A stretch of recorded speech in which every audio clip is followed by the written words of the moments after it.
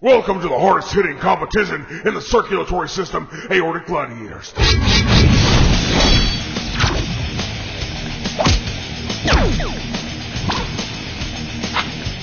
Over the years, we've seen the abdominal aorta is no place for sissies. There are many elements of difficulty, like tortuosity, tight access, difficult landing zones, calcium, and thrombus. Many stent graft attempt, but only an aortic gladiator will succeed. It all starts now. Welcome to the AAA Arena. Tonight, the saga continues with more heart-pounding action as 5 stent grafts make the race to the renal arteries. The battle for optimal fixation and versatility begins. Let's meet the contenders. I've been in over 30,000 bouts of the aortic gladiators. I've been at this since 1997, and I'm also the Big Neck champion of the US. The only one capable of treating a 32mm neck. This could be a tough course for me because of the short landing zones and the MRI fields, but I've been feeling good lately despite a little stiffness. We'll see what happens. I've been through this course 45,000 times, and I can reach landing zones faster than anyone because I'm smaller.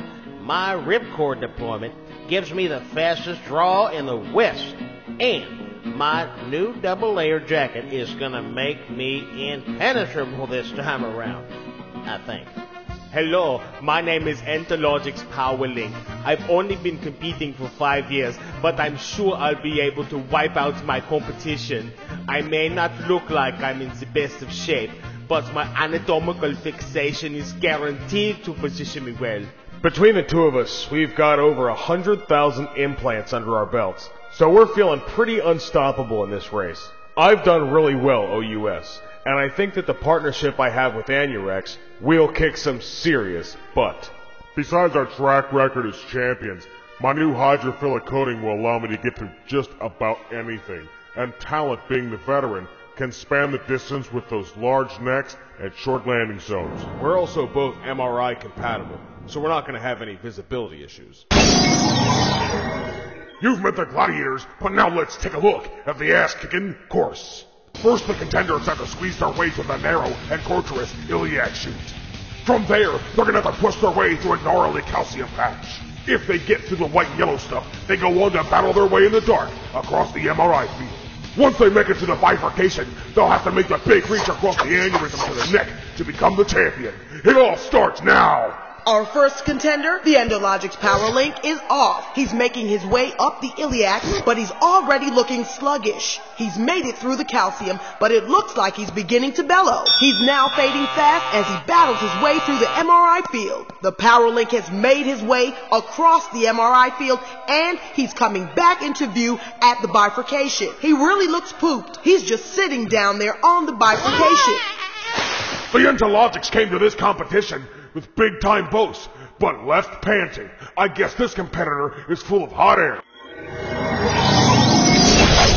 Now here goes the excluder through the iliacs. It looks like this competitor is having no problem in the early stages of this challenge, but really be able to nail the landing and span the distance. This graft has had problems in the past getting past the finish line.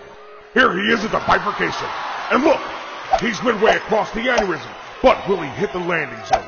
Ouch! He's ended up a little short. He's trying to dig into that big neck with those whiskers, but it doesn't look like he's going to be able to hang on. A swift fall to defeat once again.